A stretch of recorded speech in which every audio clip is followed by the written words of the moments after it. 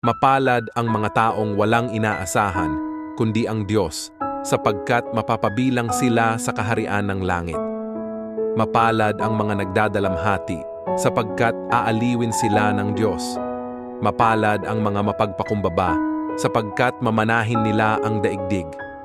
Mapalad ang mga nagugutom at nauuhaw sa katuwiran, sapagkat sila'y bubusugin.